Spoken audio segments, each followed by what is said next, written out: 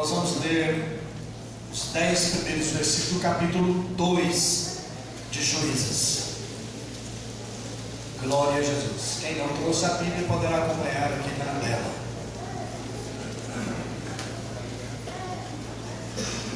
Está escrito assim na palavra do nosso Deus: Subiu o anjo do Senhor de Gilgal a Boquim e disse: do Egito, disse, é claro, ao povo de Israel, do Egito vos fiz subir e vos trouxe à terra que, sob juramento, havia prometido aos vossos pais. Eu disse: nunca invalidarei a minha aliança convosco. Vós, porém, não fareis aliança com os moradores dessa terra, antes derribareis os seus altares. Contudo, não obedeceste à minha voz. Que é isso que fizeste? Pelo que também eu disse: não os expulsarei de diante de vós, antes vos serão por adversários, e os seus deuses vos serão laços. Sucedeu que, falando o anjo do Senhor essas palavras a todos os filhos de Israel, levantou o povo a sua voz e chorou. Daí chamarem a esse lugar Boquim, e sacrificaram ali ao Senhor. Versículo 6. Havendo Josué despedido o povo, foram-se os filhos de Israel, cada um à sua herança, para possuírem a terra. Serviu o povo ao Senhor todos os dias de Josué e todos os dias dos anciãos que ainda sobreviveram por muito tempo depois de Josué, e que viram todas as grandes obras feitas pelo Senhor a Israel. Faleceu Josué, filho de Num, servo do Senhor, com a idade de 110 anos. Sepultaram-no no limite da sua herança em Timnat-Heres, na região montanhosa de Efraim, ao norte do monte Gaás. Foi também congregada a seus pais toda aquela geração. E outra geração após eles se levantou, que não conhecia o Senhor, nem tampouco as obras que fizera Israel. Glória a Jesus. Oremos mais uma vez. Pai de amor e de bondade, Deus de amor e Deus de justiça, ó Deus, nós queremos te louvar e te agradecer, porque o apóstolo Paulo, ó Deus, escreveu dizendo que tudo quanto outrora foi escrito, para o nosso ensino foi escrito, para que pela perseverança e paciência das Escrituras nós tenhamos esperança. Deus querido, que o teu Espírito Santo ministre em nossos corações nessa noite a tua palavra. Quantos podem dizer em nome de Jesus? Glória a Deus. Glória a Jesus. Quando eu li o versículo 10 aqui, eu quase chorei. Eu me emociono quando eu leio um texto assim. E eu quero começar esta mensagem contando uma história para ilustrar sobre o tema: que legado eu vou deixar? Eu quero que os irmãos entendam o seguinte: eu estarei na ministração talvez falando muito aos pais, mas não somente os pais deixam legado aos filhos. Nós também, no nosso trabalho, você no seu trabalho, você jovem, adulto, qualquer pessoa, jovem, adulto, qualquer trabalhador, ou também na questão da vizinhança, da parentela, todos deixamos legado. Você no seu trabalho, você está construindo uma história. Certamente quando você deixar aquele trabalho, a sua história vai ficar lá. É o legado que você deixou lá. Então essa palavra vale para todos nós. Os irmãos entenderam? Diga amém. Amém. É o seguinte: o conjunto de prêmios mais famoso do mundo é o prêmio Nobel. e ele é concedido a mais destacada realização nas áreas da literatura, paz, economia, medicina e ciências.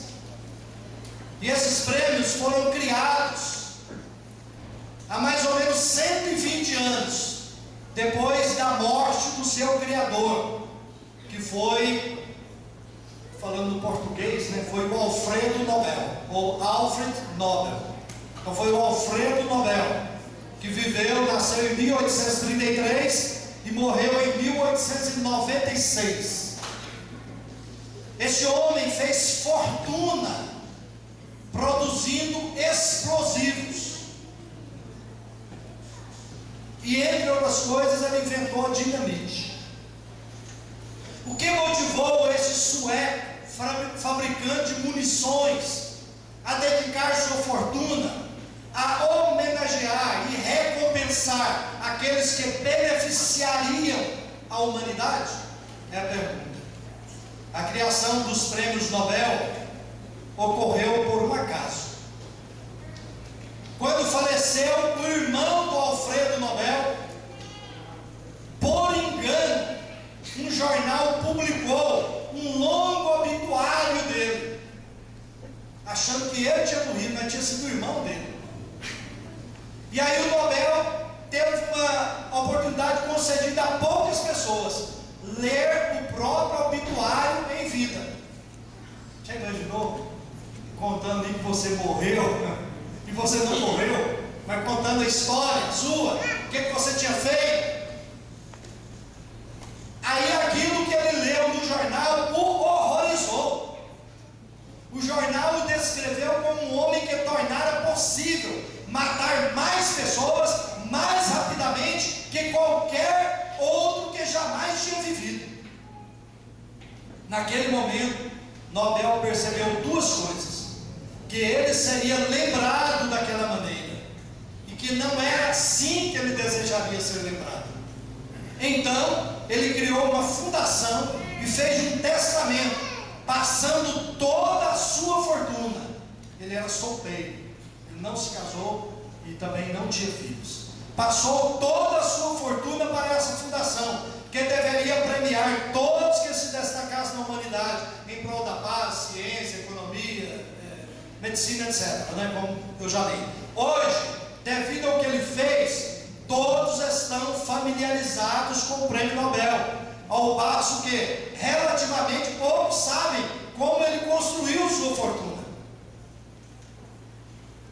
Agora, pensar sobre como seria o próprio obituário pode motivar alguém a repensar como está passando sua vida. Eu acho interessante a Hebe, uma vez na pregação dela aqui, ela citou o Alfredo Nobel. Mas é bom a gente sempre lembrar, porque nos faz pensar. Assim como a Bíblia diz também, a Bíblia diz, eu sempre falo isso em velórios, que é melhor ir à casa onde há luto, está escrito na Bíblia, do que à casa onde há banquete. Porque na casa onde há luto se vê o fim de todos os homens. E como dizia o pastor Guido Borges, quando ele estava pregando, sempre ele falava, quando falava acerca dessas coisas, ele dizia: ninguém vai ficar para semente. Ninguém vai ficar para semente. Nós estamos em uma grande fila. E a Bíblia diz que aos homens está ordenado morrerem uma só vez. Então veja bem, nós temos aqui um texto onde o anjo do Senhor apareceu para os líderes de Israel, lhes dando uma exortação muito grande. Ou melhor, não foi tanto uma exortação, foi uma repreensão muito grande. Porque às vezes a gente pensa que exortação é repreensão, mas na realidade, biblicamente, exortação é assim uma motivação. Então aquele anjo deu uma reprimenda muito grande para o povo de Israel, dizendo para o povo: olha, do Egito, diz o Senhor, do Egito eu vos fiz subir, vos trouxe a essa terra, que sob juramento havia prometido aos vossos pais. E Deus dizendo, eu disse, eu nunca vou invalidar a minha aliança. quebrou a aliança com Deus.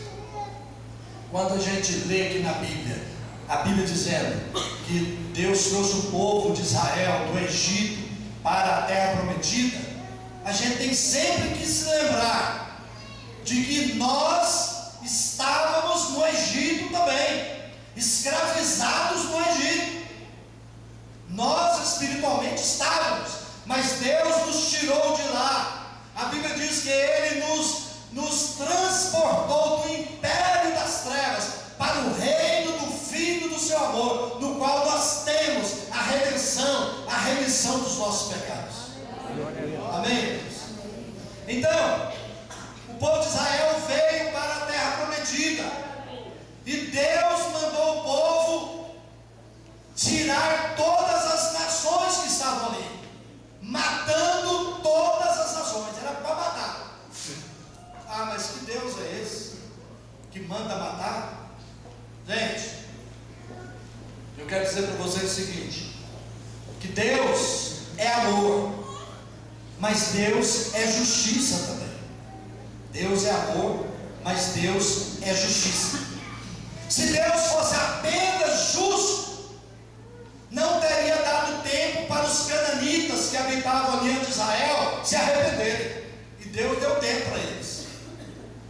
Está lá em Gênesis 15:16. Deus deu tempo para eles. Se Deus fosse só amor, se Deus fosse apenas amor, a sua santidade não seria vista. E a injustiça, a violência, a imoralidade campearia tudo. Mas Deus é amor e Deus é justiça. Deus deu tempo para eles, assim como dá para nós também. O nosso Deus é o mesmo Deus do Velho Testamento, Deus amoroso e Deus gracioso, é o mesmo Deus. Glória a Deus. Quando o povo de Israel chegou ali, estava acabando a oportunidade para aquelas nações, foi um juízo para aquelas nações. E gente, o que acontecia ali naquelas nações, entre os cananeus, era coisa terrível. Eu vou ler aqui para vocês um pouco dessa história dos cananitas, só para vocês terem uma ideia de como era naquela época. Isso que eu vou contar para vocês foram escavações realizadas há mais de 50 anos atrás, contando histórias dos cananitas. Os cananitas, aqueles que habitavam lá na Canaã, antes de Israel chegar. Então veja bem, narra um pouco da crença deles naquelas escavações. Diz a mitologia cananita que Baal foi morto por um deus chamado Mot, M-O-T, um deus chamado Mot, que era o deus criador dos outros deuses. Isso é a mitologia cananita. Mas Mot foi assassinado por Asterote, e daí Asterote traz Baal de volta para a vida. O Mot matou o Baal, mas agora Asterote trouxe o Baal de volta para a vida depois de uma relação sexual com ele. Então escute bem, cada vez que Asterote tinha relações sexuais com Baal, Baal revigorava-se e fazia com que a colheita dos cananitas fosse renovada e enriquecida.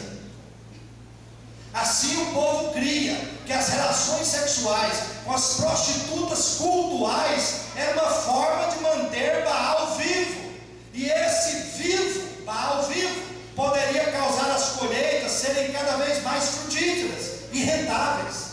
Então, na época de estiagem, que era entre maio e outubro, as famílias dos cananitas se envolviam em orgias a fim de manter Baal vivo. Nesse contexto, também as crianças eram sacrificadas ao deus Moloque, como um meio também de apaziguar a ira dos deuses, a fim de que a terra viesse a ser mais frutífera. Tem alguns reis de Israel, como Manassés, que deu seus filhos para serem sacrificados a Moloque. Então esse também, preste atenção, irmãos, tem muito a ver conosco aqui, com o mundo de hoje. Esse era o ambiente que as famílias cananitas viviam e seus filhos cresciam. Tem outro aspecto que ressalta ainda mais a ação cananita contra Deus. O nome Baal significa marido. Como Deus, ele então era o provedor, casado com o seu povo. Em vez de reconhecer o único Deus, os cananitas buscavam outros deuses, e assim a idolatria campeava na nação. Isso mais tarde influenciaria Israel buscar no marido, entre aspas, marido que não era dela, prostituição espiritual, os recursos para uma colheita rica. Imagine que, por exemplo, em nossas vidas, vir ao culto comunitário é parte do nosso cotidiano, da nossa experiência, norma de adoração. Para os cananitas, ir ao templo com suas famílias, participar de orgias, como um culto, era uma coisa muito normal, e isso era abominação diante de Deus. Agora nós vamos entender outra coisa aqui. Olha aqui, violência era outro traço pecaminoso dos cananitas, porque fazer guerra era parte da cultura dos povos do Oriente do tempo de Israel. Por quê? Porque a guerra era um negócio rendoso. Os reis aumentavam seus domínios e os soldados podiam saquear as cidades invadidas. Estar na guerra era uma fonte de renda, pois muitos enriqueciam ao custo da vida dos outros e das injustiças praticadas. As iniquidades dos cananitas chegou ao limite. Por isso Deus manda aniquilá-los e destruí-los completamente. Então aqui está mais ou menos o que era a cultura de Canaã na época que Israel chegou ali naquela região para tomar posse da terra que Deus tinha prometido para Abraão. Agora, amados, nós vimos no texto aqui Deus dizendo: olha, é para vocês irem e desalojarem todos de lá, inclusive derrubar os postes ídolos, acabar com a idolatria, com imagens de escultura, é para acabar com tudo, é para desalojarem todos eles e tomem posse das cidades e da terra. E o povo de Israel não obedeceu. Diz o texto aqui, não obedeceu. Pelo contrário, o povo de Israel canaanizou-se. Ou seja, a cultura dos cananitas passou a fazer parte da cultura de Israel. Ele canaanizou-se, o povo canaanizou-se. A imoralidade, a violência se tornaram parte da cultura do povo de Israel. E amados, e a partir do livro de Juízes, que é uma nova fase para o povo de Israel, teve a fase de cativo lá no Egito, depois a fase no deserto. Essa terceira fase aqui do povo de Israel, depois que Josué morreu, os anciãos morreram, virou-se um ciclo, porque o povo começou a pecar, orgias, iniquidades, idolatria, e aí eles eram tão martirizados que eles começavam a clamar a Deus e a arrepender dos pecados, e Deus, que é misericordioso, acudia a eles, trazendo os juízes. E aí o povo ficava buscando a Deus. Enquanto o juiz vivia, aquele que governava, o povo buscava a Deus. Aí o juiz morria, voltava para o pecado. E aí depois, para a escravidão. E sofria, clamava a Deus. E Deus trazia outro libertador. Queridos, esses libertadores que vinham e eram usados por Deus de uma forma maravilhosa. Para vocês verem, eu vou falar aqui rapidamente do Eude. Ele tinha uma deficiência física, além de ser canhoto. Parece Parece que ele tinha uma deficiência de locomoção também. Mas Deus usou o Eude para... Eu não estou querendo dizer que ser canhoto é deficiência física não, tá? Era a dificuldade de locomoção dele. Eu não me expressei bem, porque eu vi alguns irmãos rirem, né? Não debochando de mim, mas achando engraçado. Então veja bem, o Eude derrotou todo um exército, matando o rei. Eu não vou me lembrar aqui de todos os reis, o nome deles, mas o que eu quero dizer para vocês é que esses libertadores apontavam para Cristo, porque libertavam, e ao invés do povo ficar firme e tudo, não ficava, caiu novamente, viu o libertador. Mas o que eu quero dizer é o seguinte, é que o Senhor Jesus Cristo, morrendo lá na cruz do Calvário, pelos nossos pecados, tem nos libertado definitivamente do pecado. Nós somos libertos do pecado, irmãos. Nós não somos libertos da presença do pecado, mas somos libertos do pecado que habitava em nós. Hoje nós não andamos em pecado, porque Ele nos libertou. Ele nos libertou. Então veja bem, o Eude, Deus usou de uma maneira maravilhosa. Deus usou de uma maneira maravilhosa. Depois eu gosto muito de ler o livro de Juízes. Eu gosto muito de ler histórias, né? Ali tem a história do Sansão também, tem a história da Débora, tem histórias bonitas ali. Eu gosto muito de ler o livro de Juízes. Então, amados, nós hoje, o mundo de hoje, né? Nós estamos vivendo uma cultura canaanizada, ou seja, como de Canaã, onde nós não temos orgias sexuais como culto, mas a libertinagem sexual está fazendo parte da cultura, mas não é só brasileira, não é do mundo. Por isso que a Bíblia já dizia, no tempo ali de João, que ele escreveu, que o mundo jaz no maligno. Veja bem, pedofilia virou um comportamento corriqueiro. Sexo desde a pré-adolescência é um fato real hoje na cultura. A gente não tem tudo contando das orgias sexuais daquele tempo ali em Canaã, nos templos. Mas hoje tem as revistas, playboys por aí, revistas sexys, filmes pornográficos, pornografia aceita nas novelas, nos filmes, que muitas vezes se assistem na sala das melhores famílias do mundo.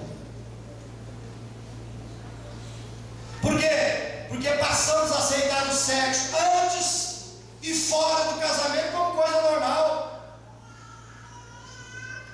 Já não nos chocamos mais com essas coisas. Não nos chocamos mais, porque faz parte da cultura. Infelizmente, até no meio evangélico. Agora nós desculpamos muitas vezes nossos jovens e filhos, dizendo que é difícil manter a virgindade antes do casamento, porque todo mundo faz. É normal. É um comportamento corriqueiro. E a nossa sociedade também ficou tão violenta como a sociedade de Canaã. Sabe quantas pessoas morreram assassinadas no Brasil em 2012? 40 mil. Uma cidade pequena, média, né? Abaixo de média um pouquinho, pequena para média cidade de Goiás, por exemplo, desaparece a cada ano. 40 mil pessoas, fora outras 35 mil que morreram em acidente de trânsito. Mas assassinados, 40 mil. Aqui em Anápolis, a quantidade de pessoas que morreram assassinadas ano passado, eu ouvi o número, sei se foi 180. Em 2013, 190 pessoas aqui em Anápolis morreram assassinadas. Isso é violência. Então a nossa sociedade está violência tanto quanto a sociedade ali de Canaã. E às vezes nós crentes temos que vigiar, porque muitas vezes nós queremos pagar o mal com o mal. E eu não me canso de dizer e repito aqui nessa noite, que a nossa luta não é contra a carne nem contra sangue. A nossa luta é contra as potestades malignas que habitam nas regiões celestiais. E eu quero dizer para você que nós, nessa luta com Cristo, nós somos mais do que vencedores. Agora, a gente vê tanta violência, né? Hoje mesmo eu estava lendo a revista Veja e fala sobre mentira. A capa da Veja é sobre mentira. E a Veja dá dica, dessa semana dá dica para a gente descobrir como que a pessoa está mentindo. Eu vou estudar aqui lá bem direitinho. Mas aí conta o caso do Bruno, ex-goleiro do Flamengo. O Bruno, gente, mostra lá os momentos que ele estava mentindo. E olha que até hoje não apareceu aquela moça. O que eu estou querendo falar é sobre a violência. Sobre a violência. Isso foi um caso de grande repercussão, como outros que a gente vê pela mídia. Aliás, essa questão de violência dá Ibope, né? Dá Ibope. Essa questão de violência dá Ibope. Mas não pode dar Ibope para nós, não. Nós temos que orar a Deus. Tem pessoas que gostam de ver, começa a falar de acidente, quem corre para ver? Misericórdia, eu corro para longe, porque eu começo a chorar, eu não dou conta. Então, amados, nós precisamos olhar para Deus, porque em cada fase ali que Deus libertava o povo, em cada fase daquela de Deus como libertador, mostra para o povo o caráter de Deus. Porque Deus disse através do Moisés ainda, quando ele escreveu, ele falou assim: olha, quando vocês chegarem lá é para expulsar os moradores. Se vocês caírem em pecado, em idolatria, como o povo de lá, eu vou permitir que o povo cananita fique lá em volta de vocês, para ser como espinho em vocês, para estar cutucando vocês, para vocês se lembrarem que existe um Deus Todo-Poderoso que tem que ser prioridade na vida de vocês. Amém. Então, gente, nós precisamos de olhar para Deus, olhar para Jesus, porque se formos olhar para o que está acontecendo no mundo, porque se formos olhar para as coisas que têm acontecido, as tragédias, as violências, a pecaminosidade da sociedade, corremos o risco de sucumbir, corremos o risco de não chegar lá onde Deus quer que cheguemos.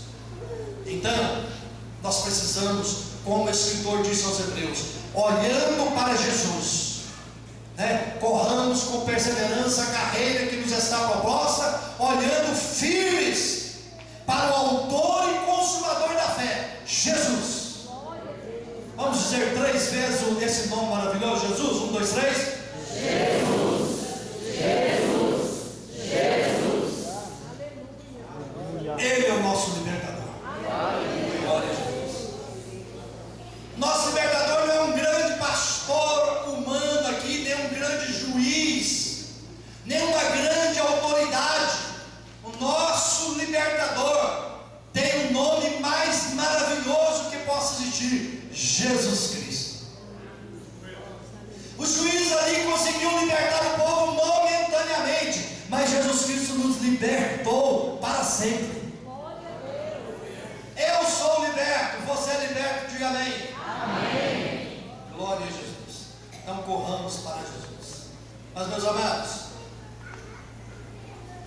aqui eu chego no ponto que é o tema dessa lição, ou aliás, o tema dessa pregação, que é uma lição aí do livrinho também, né?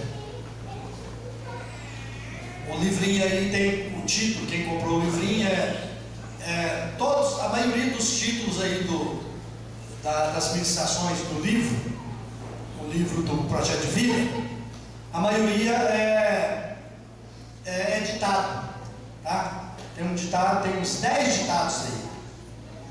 A maioria aí é constituída de ditados, para expressar melhor. Então, o ditado para a lição de hoje, que seria amanhã, sexta, é: todo homem, que tem um ditado assim, né? Todo homem deve ter um filho, escrever um livro e plantar uma árvore. Eu só estou faltando escrever um livro. Eu já plantei árvore e tenho filho, eu tenho 3 filhos, né? Mas esses são ditados do mundo. Então eu tirei a essência aí desse ditado e coloquei esse tema dizendo: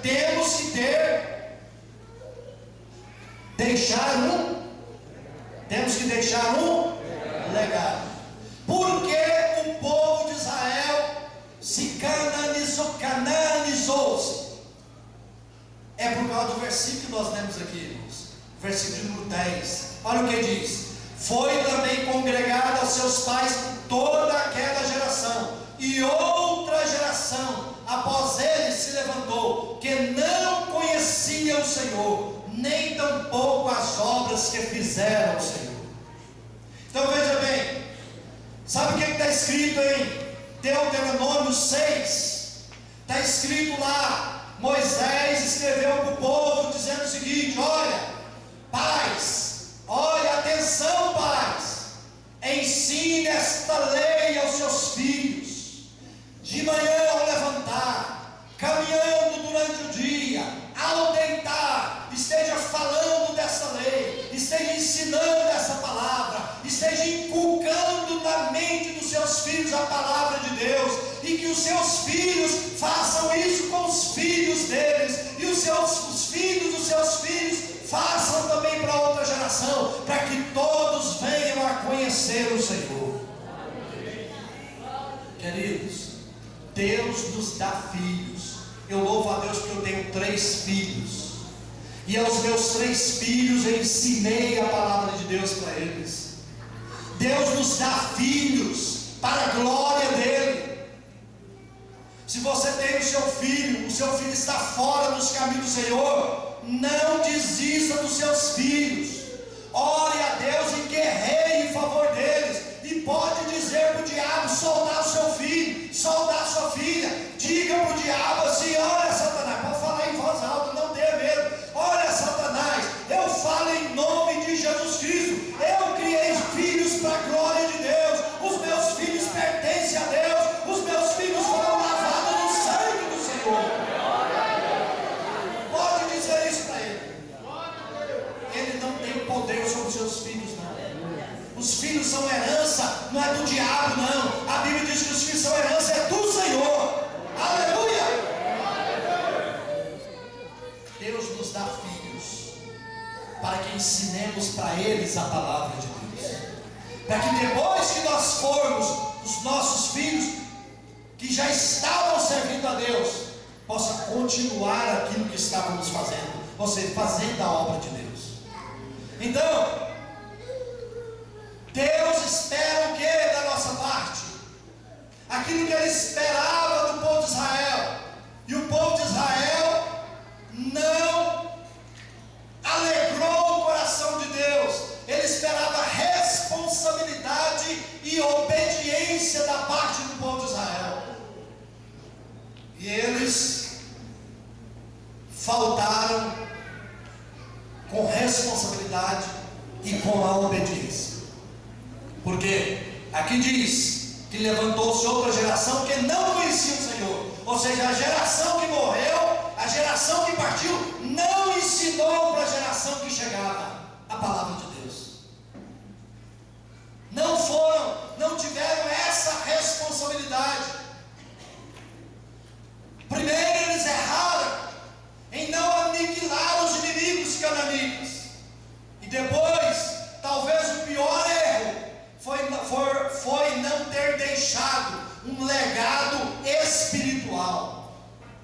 porque as gerações passadas, a de Josué, a dos anciãos, ouviram da própria boca de Moisés acerca da lei de Deus, acerca do desejo de Deus para com seus filhos. Mas aquela geração falhou, aquela geração não foi persistente em ensinar os filhos, não foram persistentes em servir ao Senhor. Queridos, em outras palavras, os pais precisam investir tempo. Digam, investir tempo. Falando para os seus filhos, não somente o conteúdo da palavra de Deus, mas contando acerca das maravilhas que Deus opera no nosso meio, dos milagres que Ele realiza em nosso meio. Quantos aqui já foram abençoados com milagres de Deus? Diga amém. Amém. Gente, o maior milagre foi a mudança de vida que o Espírito Santo produziu em nós. O maior milagre é nascer de novo da água e do Espírito Santo. Aleluia. É um autor ali de Juízes, diz que a nova geração depois de Josué não conhecia a Deus, e nem o que Deus tinha feito por Israel. Então, como essa nova geração poderia amar alguém que se diz amoroso, sem ter ouvido como era e nem saber como agia o amor dessa pessoa, que é Deus? Como que essa geração ia fazer? Ninguém contou para eles. Agora hoje, será que está diferente? Alguns pais dizem que não tem tempo. Estão trabalhando, não, mas eu trabalho duro para dar um futuro bom para os meus filhos.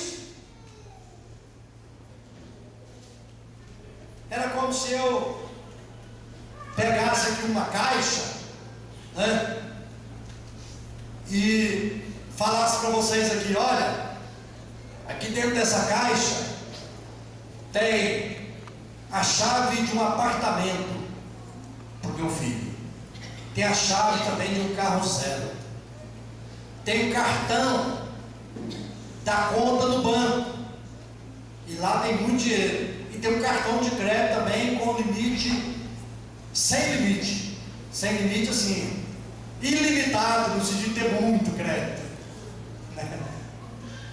E aqui tem tudo isso nessa caixa. Mas talvez não, com certeza dentro dessa caixa está faltando o principal. Talvez não é colocado ali dentro dessa caixa uma Bíblia, né? Uma Bíblia, a palavra de Deus. Talvez dentro dessa caixa ali tenha que ser colocado também algumas palavras de motivação, lembrando aos filhos as coisas que aconteceram durante a vida, os ensinos, tanto o ensino bíblico quanto o ensino de ética, de moral, enfim, das coisas da vida. Isso por último, a Bíblia e essas coisas são as coisas principais, é o legado principal. Gente, os pais estão trabalhando duro, muitas vezes para pagar o colégio do filho, deixar um futuro garantido para ele. Mas muitas vezes, quando se fala de ensinar outras coisas para os filhos, os pais falam: mas meu filho está assim, está daquele outro jeito, eu não sei o que fazer. Gente, naquele tempo ali, o resultado disso aí, de pais que não fizeram nada, foi tristeza, morte, dor, os filhos indo para as orgias, os filhos realmente indo para a podridão que o mundo oferece. Então eu creio que nós, como pais, devemos fazer essa pergunta para nós: que legado estou deixando para meus filhos? Imagine, gente, imagine aí naquela época, uma família levantando aos sábados. Sábado lá para o povo de Israel, aqueles que obedeciam a lei, era o nosso domingo hoje, né? Era um dia de descanso, um dia que eles não trabalhavam. Não que seja pecado trabalhar no domingo, não é pecado trabalhar no domingo. A gente dá prioridade para o primeiro dia de semana para estar na casa de Deus, servir ao Senhor, fazer uma visita, falar de Jesus com mais liberdade, enfim, né? Mas agora imagine uma família levantando aos sábados. Aí os filhos perguntam assim: pai, onde nós vamos? E os pais respondem: vamos ao templo de Baal. Ali os filhos viam os pais se prostituindo, troca de casais, orgia sexual, pornografia, sacrifício de crianças, e viam tudo isso como coisa normal. Isso tudo era coisa normal. Sabe por que isso estava acontecendo? Porque os pais não deixaram um legado espiritual para os seus filhos. Então fez com que aquela geração se tornasse vulnerável à pecaminosidade daquela época. Aquela geração ficou vulnerável à violência também daquela época. Porque diz aqui, nós não lemos esse versículo, mas no versículo número 11 diz assim: então fizeram os filhos de Israel o que era mal perante o Senhor, pois serviram aos Baalins, serviram a Baal e a Asterote. Imagine, gente, imagine os nossos filhos vivendo em um mundo onde a sexualidade é assim, exacerbada, a violência cultural, o conhecimento de Deus é menosprezado. Gente, tudo isso está acontecendo hoje em dia. Hoje nós sabemos, lendo histórias na Europa, Inglaterra principalmente, também na França, são países que foram berço do Evangelho. A Turquia, a igreja primitiva da maioria estava na Turquia. E o que é a Turquia hoje? Uma nação quase 100% muçulmana. O que é a Inglaterra hoje? Igrejas que antigamente eram templos evangélicos, são bares, boates. Gente, está acontecendo hoje. O conhecimento de Deus está sendo menosprezado. E eu fico pensando, como vão ser meus netos? Eu oro pelos meus netos. Já tenho 2 netas, mas vou ter mais netos. Já oro por eles. Tendo a oportunidade, já ajudo os pais deles, falando a palavra de Deus para eles, orando com eles também. Nós temos que deixar um legado espiritual para os nossos filhos, os nossos netos. Nós temos que deixar um legado espiritual para os nossos amigos, para os nossos colegas de trabalho, colegas de escola, para a nossa vizinhança. Gente, eu não tenho vergonha de dizer que sou pastor, que sou crente. Não tenho. Eu já chego, o vizinho já fala logo de casa. Vai mudar novos vizinhos lá para a casa nova, construir lá perto de casa. E eu fui visitar um vizinho de frente, o Luciano e a Alessandra, eles estão viajando. E aí, a hora que eu olhei assim, a casa lá, os vizinhos chegando, olhando a casa e tal. E aí, a hora que eu apertei a campainha lá no Luciano, não tinha ninguém, eu não sabia, né? Aí, a hora que eu virei, ele já tinha entrado. Eu corri lá e bati no portão. Bati lá no portão. Aí, eles tinham entrado, eles voltaram. Aí, me apresentei a eles, eles falaram os nomes. E aí, eu falei para eles: olha, eu sou pastor. Se vocês precisarem de uma oração, precisar de qualquer coisa de mim aqui, de minha esposa, pode apertar o interfone ali. Aí ela falou assim: nós também somos evangélicos. E nós estamos procurando uma igreja para congregar. Eu falei assim: já achou? Já achou? Mas eu não estou morando ainda, né? Mas eu até falei, o irmão João, que é enfermeiro, esposa da Laurita, ele conhece aquelas pessoas que depois pegar o telefone deles para mim. para que eles vão mudar só em fevereiro, mas eu vou atrás antes, né? Porque de repente, quando alguém chegar primeiro que eu. Então, amados, eles estão terminando dizendo o seguinte: nós temos que deixar um legado espiritual. E como eu disse, isso não é só para pais deixar para os filhos. Principalmente, pais devem deixar para os filhos. Mas de qualquer forma, no dia a dia, nós temos que estar deixando um legado dos valores de Deus, dos valores e princípios da palavra de Deus, às pessoas que nós convivemos. Então, os pais que acham dificuldade, não sei o que fazer, olha, eu quero dizer para vocês o seguinte: não tem desculpa. Sabe por quê? Porque o mesmo Deus que diz na sua palavra que nós devemos investir tempo para passar esse legado para os nossos filhos, é o mesmo Deus que nos capacita para fazer isso. Você entendeu? Amém? Mas, queridos, está faltando atitude. Está faltando atitude. Eu quero me reunir depois do culto, aqui, uma reunião assim de 5 minutos, com os pais de adolescentes, tá? Você que tem filho adolescente, principalmente de 12 até 16 anos. Eu quero ter uma conversa com vocês após o culto. Quantos pais de adolescente nós temos aqui? Levante a mão. Mais alto. Muito bem, obrigado. Deus abençoe. Eu quero assim falar rápido com vocês, não vou tomar o tempo. Eu creio que nem 5 minutos vai dar, tá? Mas nós precisamos de ter atitude. Mas o que é um legado? Se você olhar no dicionário vai dizer o seguinte: o legado constitui uma história de vida da pessoa.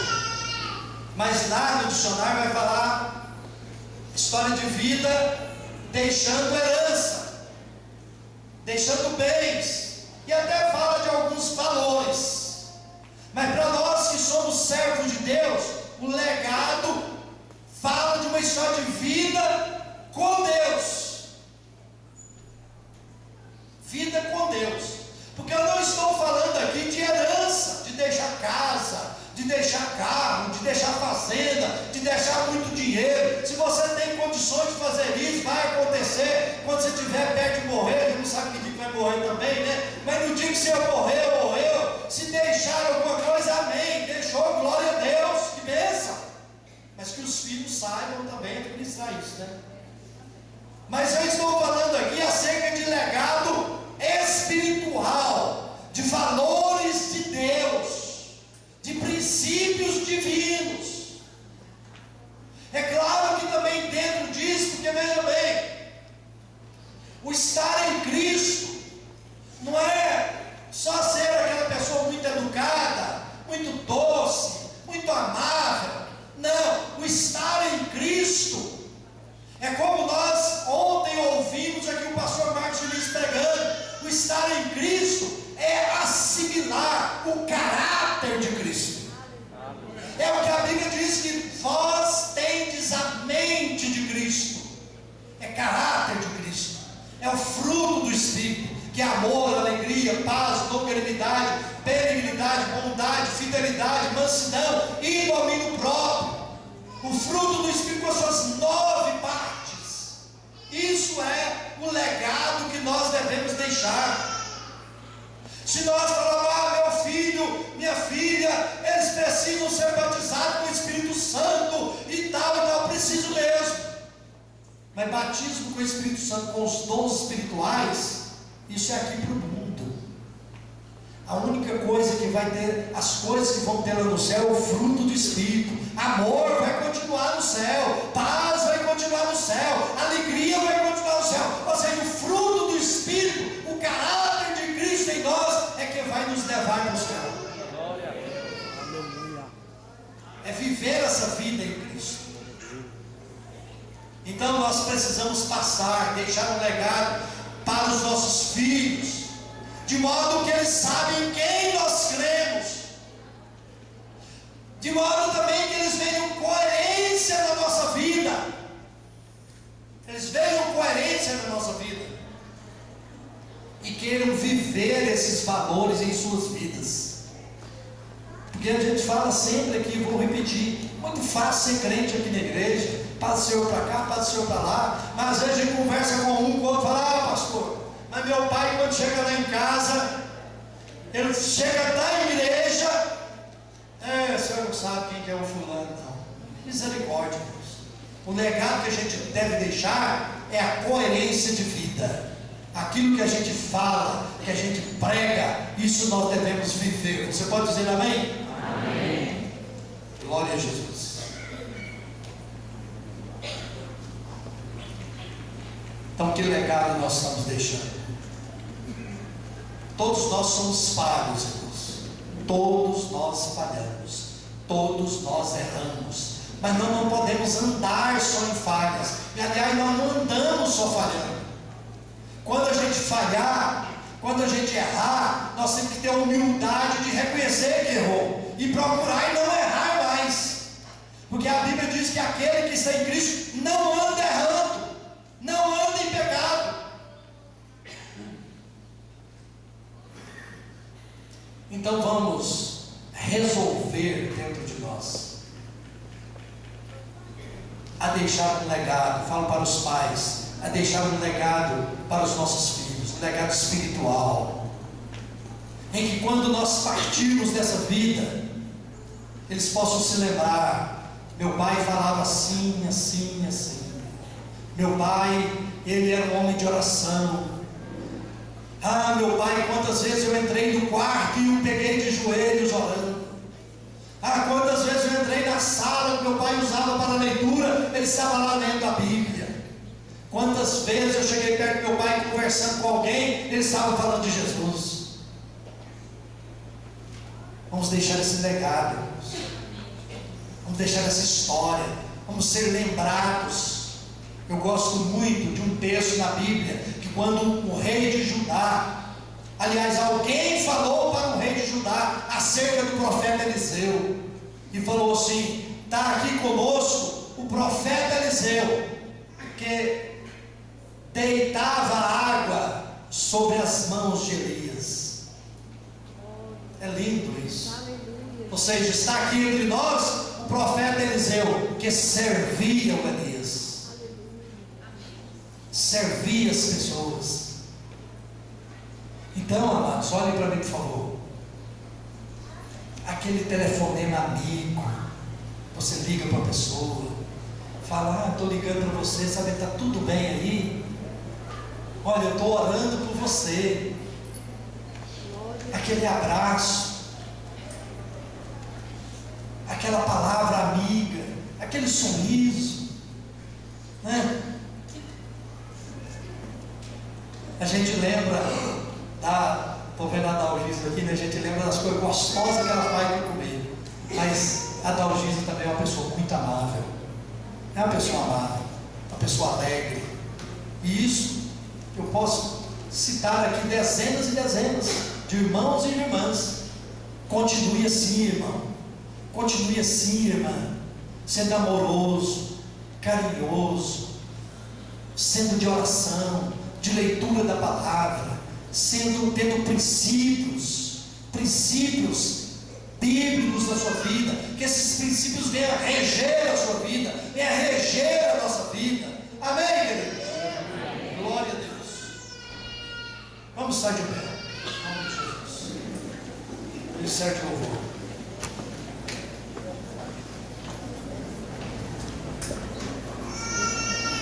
Glória a Deus. Olhem para mim, por favor.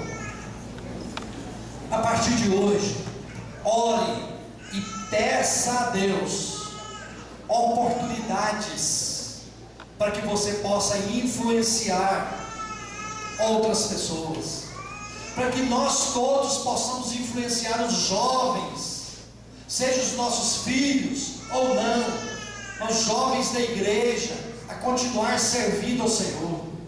Ore a Deus, Peça a oportunidade a Deus para você influenciar outros a servir a Cristo. Amém, irmãos? Amém. Feche os olhos, eu quero orar. Pai Celestial, ó Deus, quero te agradecer por essa palavra ministrada. Ó Deus, em primeiro lugar, o teu Espírito tem ministrado ao meu coração. Ó Deus, e agora eu ministrei pelo teu Espírito Santo à igreja. Pai, que possamos estar sempre conscientes disso, ó Deus, que a nossa vida, o nosso testemunho precisa falar mais alto, Pai. Nós precisamos deixar um legado para os nossos filhos, para os nossos parentes, para os nossos amigos. Que a nossa história, meu Deus, seja contada depois como uma história de um homem ou uma mulher que abençoava, era abençoado, mas abençoava as pessoas. Pai, que a nossa história, depois da nossa partida, seja, ó Deus, contada para outra geração. Ó Deus, com bênção para influenciar outras pessoas a servirem a Deus, porque, ó Deus, o mundo jaz no maligno, o mundo está em trevas, e nós precisamos estar olhando para o Senhor, sendo fortalecido no Senhor, para continuar a caminhada e deixar um legado para a próxima geração, em nome de Jesus.